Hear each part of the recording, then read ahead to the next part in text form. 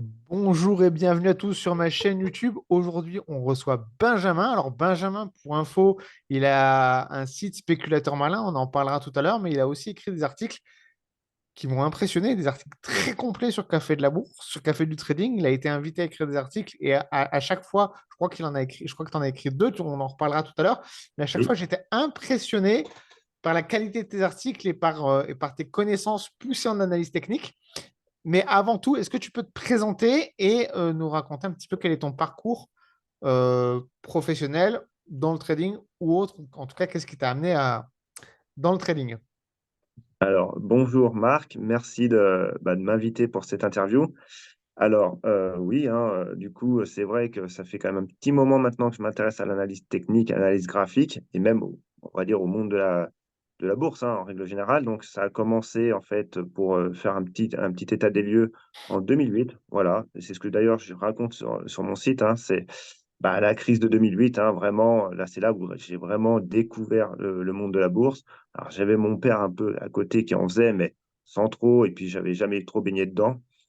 Et puis c'est vraiment là où, ouais, j'ai vraiment entendu parler de la bourse, vraiment fortement, avec le CAC 40 qui dévissait, qui remontait aussi fort le lendemain. Bon, vraiment, les montagnes russes. Et puis, j'ai eu la chance de commencer en fait, en 2009, où voilà, le marché a fait un bas de marché, hein, donc en mars 2009, en achetant quelques actions bancaires, hein, donc notamment Natixis, hein, pour ceux qui s'en souviennent, qui avait dévissé, mais ouais, c'était un carnage, hein, clairement. Donc, j'en avais acheté à 80 centimes, je crois, de mémoire, et que j'ai revendu plusieurs années plus tard. Donc clairement, ça m'a bien aidé, ça m'a bien poussé. Et puis, j'ai continué comme ça plusieurs années, jusqu'en 2014, hein, où il y a eu pareil la poussée spéculative des biotech. Voilà, où là, j'ai pas eu la même chance, on va dire, hein, tout bonnement. Voilà, donc j'ai pris mes premières pertes, hein, sur notamment, alors pour ceux qui s'en souviennent, c'est, BioAlliance Pharma, c'était anciennement, maintenant c'est Onxeo, je crois, de mémoire. Voilà, donc du coup, là, j'ai accusé le coup, clairement. Et puis, après une petite année de prise de recul et de remise en question, on va dire, et je me suis dit, pourquoi pas commencer à se former, en fait, tout simplement. Et ce qui a été l'élément déclencheur, en fait, c'est, parce que j'étais sur plusieurs forums, c'est un livre. Voilà, pareil, ça je le dis quand même régulièrement, mais c'est un livre, donc c'est Stan Weinstein, qui est un livre qui est assez vieux, hein, qui date des années 80, mais qui, en fait, part du principe que tout est, intégré dans le graphique, un graphique boursier, voilà, tout simplement. Donc, du coup, ça m'a mis le pied à l'étrier sur l'analyse graphique, l'analyse technique, et de fil en aiguille, je me suis formé, j'ai lu plusieurs livres. J'ai jamais fait de grosses formations coûteuses, on va dire. Voilà, je me suis D'accord. toujours formé sur des livres, formé sur des webinaires, notamment avec Tradozor à l'époque, qui était, bien actif là-dessus. Et puis, après, j'ai commencé quelques partages, au final sur Twitter. Et puis de fil en aiguille, je me suis dit que ça serait bien d'avoir un espace pour moi, et j'ai créé mon site en 2018, voilà. Ah bah, Donc, là, je l'ai fait un peu courte en fait, mais mais tu là, as quand même le répondu résultat. à pas mal de mes questions. Alors, c'est vachement intéressant parce que, en fait, on est arrivé sur les marchés à peu près en même temps. Moi, c'est Ouais, pareil, c'est 2008-2009, la crise des subprimes, ces baisses monumentales des marchés, dans lesquelles, dans les médias, on parlait de gens qui s'étaient ruinés, mais d'autres qui s'étaient enrichis. Et oui, ça m'a titillé. Je me suis dit, tiens, c'est intéressant, on peut jouer la hausse, la baisse. Donc, on arrive à peu près en même temps sur les marchés. Je pense que chaque gros événement de marché comme ça attire quand même tout son lot ah de nouveaux complètement. spéculateurs. On l'a vu en 2020 avec la crise du Covid. Alors, en plus, la crise Oui, du oui. Covid, ça a été un krach boursier suivi de 6 mois à la maison, enfin, ou un an à la maison. Donc, Oui, oui, oui, donc ça a été encore, ça a été encore beaucoup plus flagrant, mais c'est intéressant de voir. Donc, en fait, si je résume, tu t'es vraiment intéressé à la bourse en 2008-2009 et c'est l'analyse ça. technique, tu t'y es intéressé plus tard, c'est ça? Oui, En voilà, ouais. 2014, quand tu as commencé à Ah, comprendre que, bon, c'est bien de reconnaître que bon, c'est de la chance. Oui, il y a une part de chance. De toute façon, quand on a tous commencé, moi, quand j'ai commencé en bourse, j'ai fait des gains. J'avais aucune idée de ce que j'étais en train de faire. Et effectivement, Oui, oui. quand on commence, il faut reconnaître il y a le facteur chance qui est important. Et c'est après voilà, quand on fait une Oui, première chute, qu'on se rend bah, compte que c'est pas aussi simple.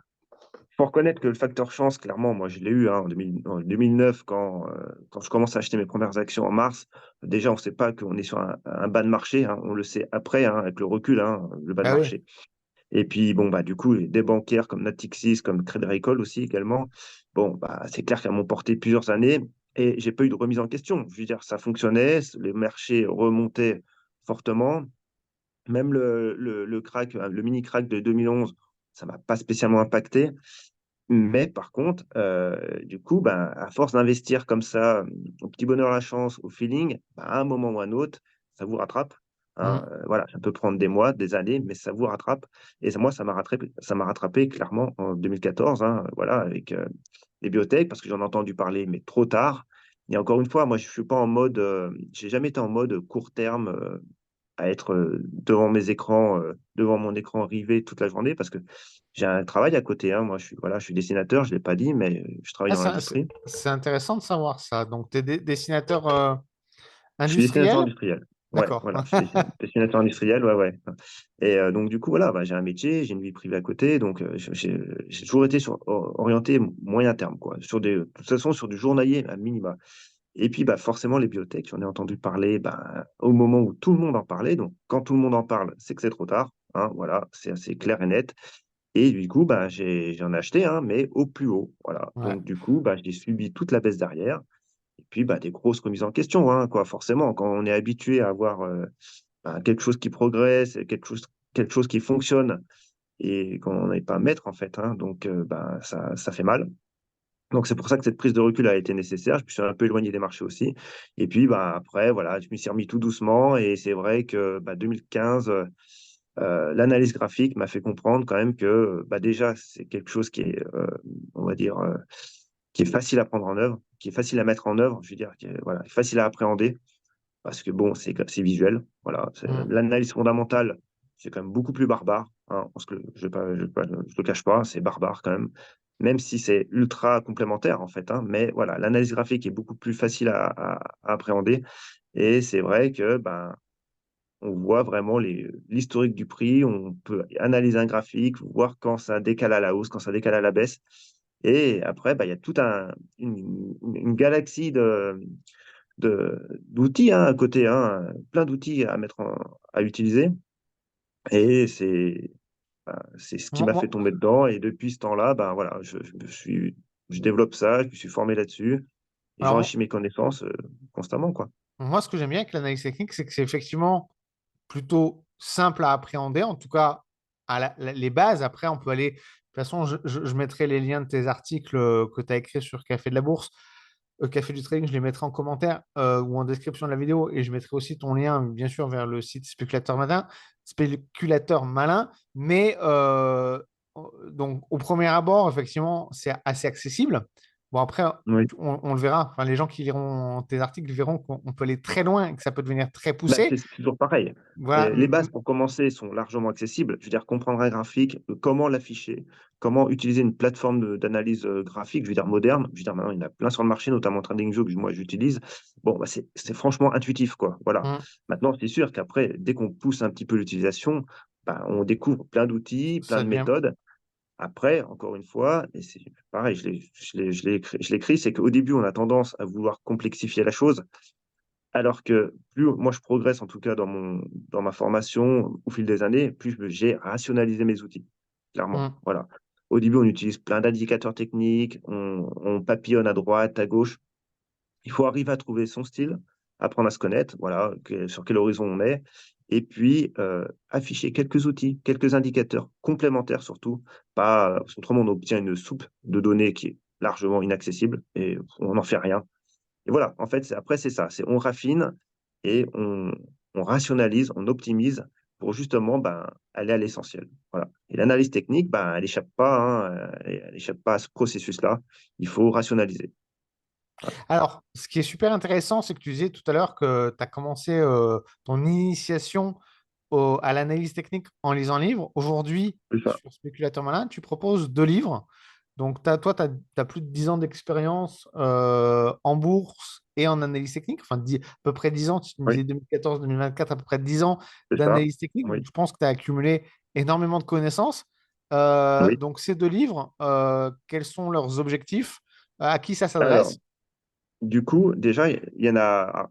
Moi, mon premier livre qui a été édité en janvier 2021, il part du principe que ben, l'analyse graphique, c'est une chose, mais que si on souhaite investir en bourse, en fait, ce n'est qu'un maillon de la chaîne. Voilà. Parce que, en gros, l'analyse graphique, si on résume, on va dire un peu bêtement, c'est tracer des traits sur un graphique. Voilà. Mmh, Hein, ça va pas plus loin. C'est pas ce qui vous fera gagner de l'argent. Par contre, ce qui nous fera gagner de l'argent, c'est déjà bah, d'étudier des configurations bien précises, voilà, mmh, et des choses qui se répètent, alors, des configurations graphiques, des choses aussi au niveau de la volatilité du prix. Et puis ensuite, après, eh ben, il faut pouvoir exploiter ces configurations. Donc, il y a toute une phase de money management, de gestion du risque qui est à mettre en œuvre. Voilà. Ensuite aussi, il y a également tout ce qui est gestion des émotions, parce que ça, mmh, on en parle très peu, et surtout au début, c'est largement ignoré quand on débute. Mais la gestion des émotions, elle est tout aussi importante, parce que en gros, on peut avoir la meilleure gestion de risque qu'on veut, les meilleurs patterns qu'on veut, si on n'a pas la discipline, juste la discipline d'appliquer tout ça, mmh. et ben en fait, on va dans le mur. Voilà. Donc, et puis ensuite, après, il y a le dernier paramètre, c'est comment le mettre en œuvre aussi. Donc, ça passe par un journal de trading. Voilà. Donc, et c'est en gros ce livre, ben, euh, je l'ai, je l'ai écrit justement en respectant toutes ces étapes. La découverte de l'analyse graphique, les prérequis, ce qu'il faut connaître de base, puis ensuite, ben, tout un module sur la gestion du risque, comment l'appliquer. Pareil, faut pas s'en faire une montagne non plus. C'est pas non plus c'est pas compliqué en soi. C'est toujours pareil. C'est toujours une histoire d'optimisation, de rationalisation. Il faut comprendre les bons outils au bon moment. Et puis la gestion des émotions, bah, c'est pareil.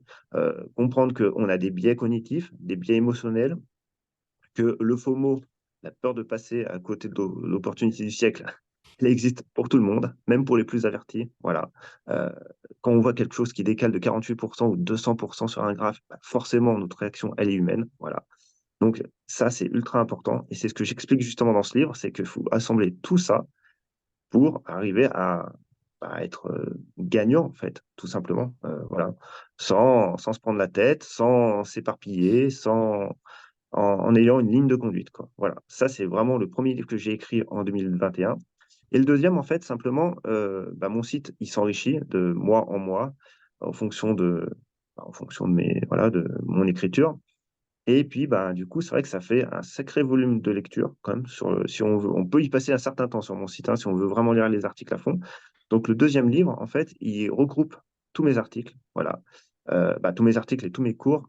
Et je les ai repackagés correctement, j'ai remis des exemples. Et bah, je le propose, voilà, du coup, maintenant en PDF,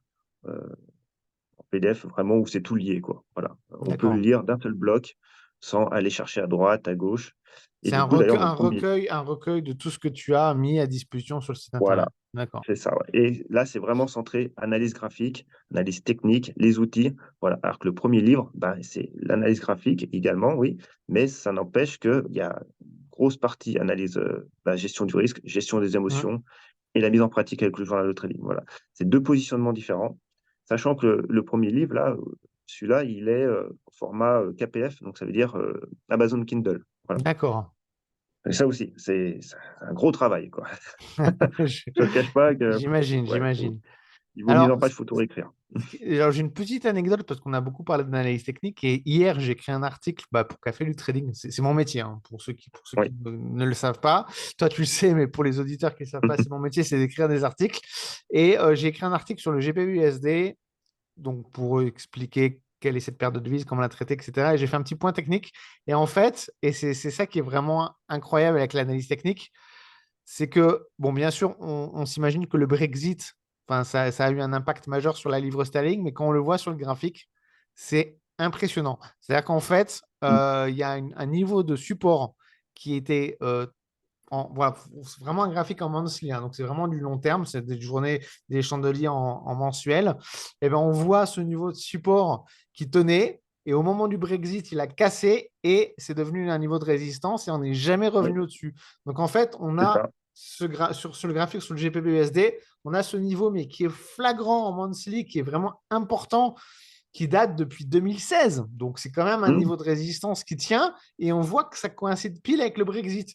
Donc, en fait, Ouais, même si on ne savait pas qu'il y avait le Brexit, bon, le Brexit, évidemment, on le sait, ça a été un événement qui a été très largement médiatisé. Mais même si on est un novice, on ne fait pas forcément attention à la date du Brexit ou quoi, on voit qu'il s'est passé quelque chose. Graphiquement, on voit qu'il s'est passé quelque chose oui, à ce niveau-là. mais c'est la Et, et, force. et voilà, et c'est ça qui est vraiment intéressant avec l'analyse technique, c'est qu'on voit quelque chose. Alors après, juste, on peut l'interpréter et l'utiliser comme un élément pour prendre des décisions. Mais après, on peut essayer de chercher, de creuser pourquoi. Et quand on a le pourquoi, alors ça, après, on rentre dans les fondamentaux. Comme tu disais tout à l'heure, ça devient Oui, plus compliqué.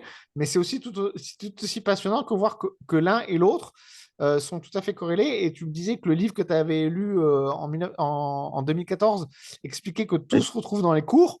Et bien là, c'est ça. franchement, c'est un exemple on ne peut plus flagrant. Alors, l'article Bah oui. dont je parle, il n'est pas encore publié sur le site. Il sera publié peut-être en début de semaine prochaine. Mais donc, voilà, mais c'est un exemple flagrant. Et ça m'a sauté aux yeux. Et c'est pour ça que voilà, c'est tout frais. Je l'ai écrit hier.